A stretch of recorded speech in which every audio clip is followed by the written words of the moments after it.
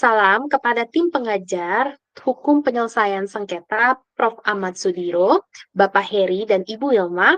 Perkenalkan, nama saya Meli Natasha dengan nomor induk mahasiswa 207-232-011. Pada hari ini, saya akan memaparkan presentasi yang berjudul Dari Viral ke Damai, Mediasi sebagai Solusi dalam Kasus Pencemaran Nama Baik. Perkembangan zaman yang semakin maju telah mendorong pesatnya kemajuan teknologi yang membawa dampak signifikan bagi kehidupan masyarakat sehari-hari. Salah satu dampak positif yang terasa adalah dengan kemudahannya akses informasi melalui internet. Berdasarkan dari laporan Asosiasi Penyedia Jasa Internet Indonesia atau APJII pada tahun 2023, jumlah penduduk Indonesia yang telah terkoneksi internet telah mencapai 221.563.479 jiwa dari total populasi 278.696.200 jiwa. Ini menunjukkan bahwa hampir 80% populasi Indonesia kini memiliki akses ke dunia maya melalui internet. Akibatnya, penyebaran informasi tidak lagi terbatas pada media tradisional, seperti televisi, radio, ataupun koran yang dicetak. Ini informasi juga dapat diakses dengan mudahnya dari berbagai macam platform media sosial, seperti Facebook, Instagram, X, atau sebelumnya Twitter, YouTube, ataupun TikTok. Platform ini memungkinkan tiap individu untuk berbagi dan menerima informasi dengan cepat, tetapi juga membawa tantangan baru baik terkait dengan akurasi dan kebenaran dari informasi yang beredar. Pengguna media sosial tidak hanya terbatas bagi masyarakat biasa saja, tetapi juga mencakup public figure, politikus, dan tokoh publik lainnya. Mereka memanfaatkan media sosial sebagai sarana untuk berekspresi, menyampaikan informasi, dan membangun citra diri. Dalam era digital ini, kehadiran tokoh-tokoh tersebut di media sosial tentunya membawa pengaruh yang sangat besar terhadap opini publik dan tren masyarakat. Namun, seperti yang telah disampaikan sebelumnya, penyebaran dan penerimaan informasi yang cepat membawa tantangan tersendiri terkait dengan akurasi dan kebenaran informasi tersebut.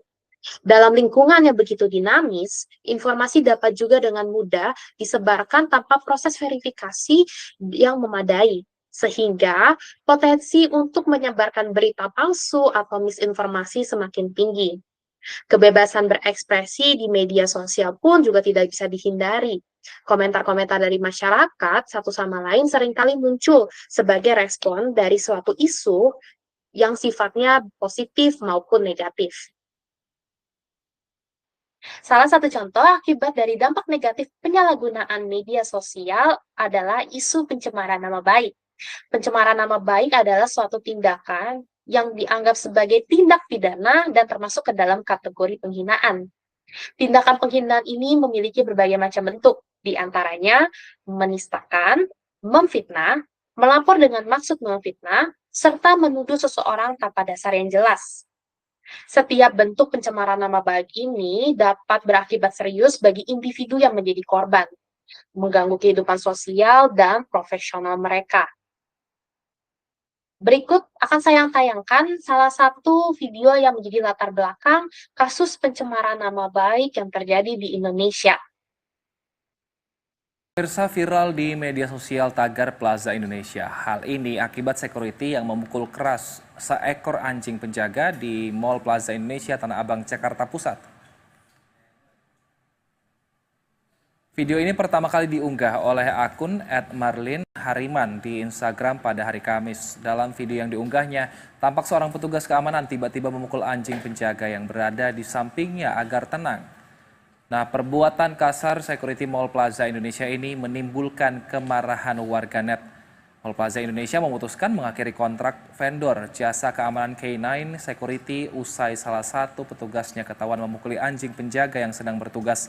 Plaza Indonesia Seperti yang dapat kita lihat dalam tayangan sebelumnya, seseorang makeup artis yang cukup terkenal di Indonesia memposting sebuah video yang menunjukkan adanya pemukulan terhadap anjing keamanan oleh tugas keamanan di salah satu mall di Jakarta Pusat.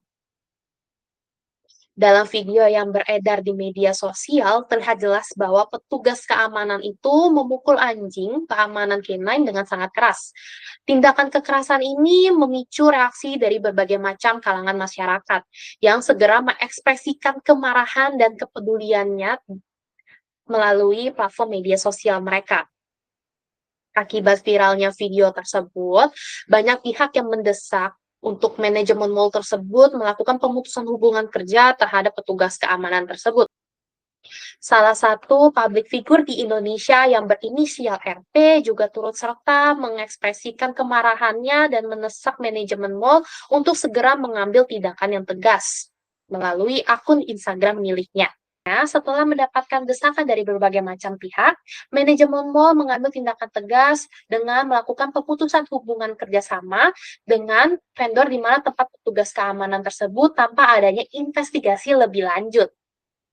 Beberapa saat setelah keputusan manajemen dikeluarkan, muncul video klarifikasi dari petugas keamanan yang bersangkutan dan rekaman CCTV yang merekam kejadian sebelum pemukulan terjadi. Dalam video klarifikasi itu, petugas keamanan menjelaskan bahwa tindakannya memukul anjing keamanan tersebut didasarkan pada situasi darurat yang terjadi sebelumnya. Rekaman CCTV menunjukkan bahwa anjing keamanan tersebut berusaha menggigit seekor anak kucing dan petugas keamanan juga berusaha untuk menyelamatkan anak kucing itu dari potensi bahaya. Sehingga ketika video pemukulan anjing itu direkam, sebenarnya petugas keamanan sedang memberikan pelajaran kepada anjing keamanan tersebut.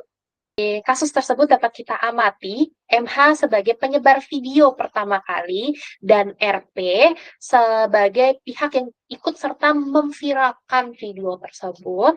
Tindakan kedua individu tersebut dapat dikenakan sanksi pidana sesuai dengan ketentuan hukum yang berlaku. Berdasarkan pasal 310 Kitab Undang-Undang Hukum Pidana, Junto Putusan Mahkamah Konstitusi nomor 78 garing PUU strip 21 strip 2023 menjelaskan bahwa barang siapa sengaja menyerang kehormatan atau nama baik seseorang dengan menuduhkan sesuatu hal dengan cara lisan yang maksudnya terang supaya hal itu diketahui umum, diancam karena pencemaran dengan pidana penjara paling lama 9 bulan atau pidana denda paling banyak 4,5 juta rupiah.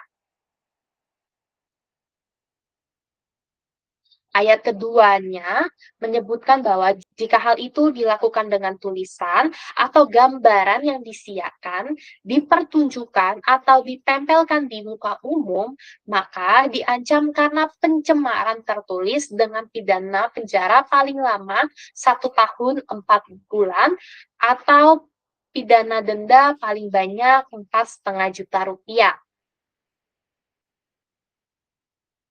Selain itu, pencemaran nama baik yang dilakukan di media sosial juga diatur dalam pasal 27A junto pasal 45 ayat 4 Undang-Undang Nomor 1 Tahun 2024 perubahan kedua atas Undang-Undang Nomor 1 Tahun 2008 tentang informasi dan transaksi elektronik.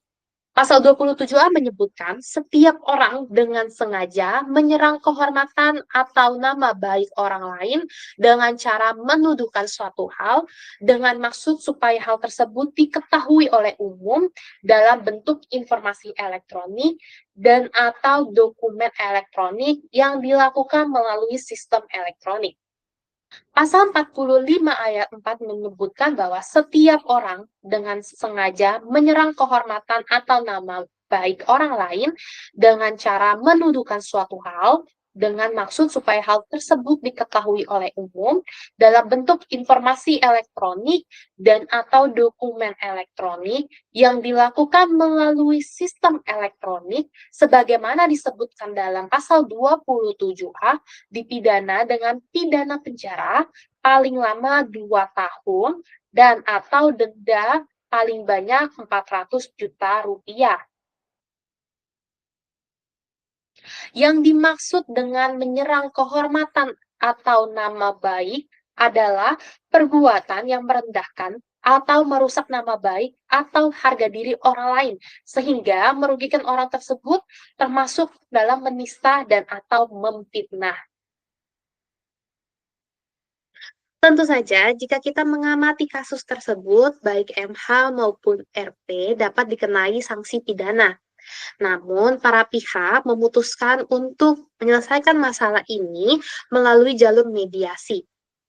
Secara umum, kasus-kasus yang berkaitan dengan tindak pidana tidak dapat diselesaikan di luar pengadilan. Namun, dalam beberapa situasi, terutama yang berkaitan dengan delik aduan, mediasi dapat menjadi alternatif yang efektif. Jalur ini memungkinkan para pihak untuk mencapai kesepakatan yang saling menguntungkan tanpa harus melalui proses hukum yang panjang dan rumit. Mediasi merupakan salah satu alternatif penyelesaian sengketa atau alternatif dispute resolution atau ADR yang diatur dalam Undang-Undang Nomor 30 Tahun 1999 tentang arbitrase dan alternatif penyelesaian sengketa. Mediasi adalah suatu proses penyelesaian sengketa antara dua pihak atau lebih melalui perundingan atau cara mufakat dengan bantuan pihak netral yang tidak memiliki kewenangan untuk memutus. Pihak netral tersebut merupakan seorang mediator. Bahwa terhadap karyawan kami atas nama Nasarius, kami menyatakan tidak akan dilakukan pemutusan hubungan kerja.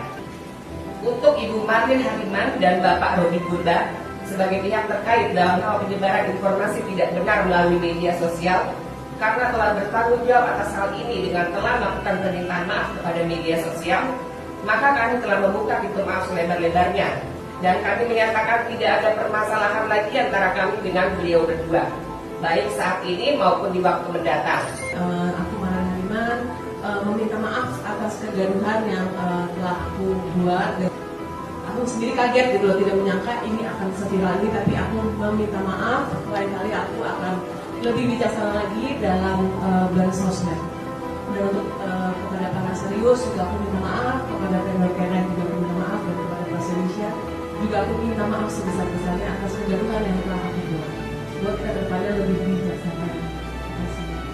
Saya Robi Purba sebagai seorang pencinta hewan tentu saja memiliki empati dan juga reaksi yang cukup shocking. Jadi rasa simpati saya, rasa empati saya, rasa keinginan tahu saya ada apa sesungguhnya yang terjadi, itulah menjadi motivasi pertama memposting video tersebut. Saya di sini saya pelajaran adalah seyogyanya saya harus bisa lebih bijaksana dalam mengambil langkah ketika memposting video tersebut.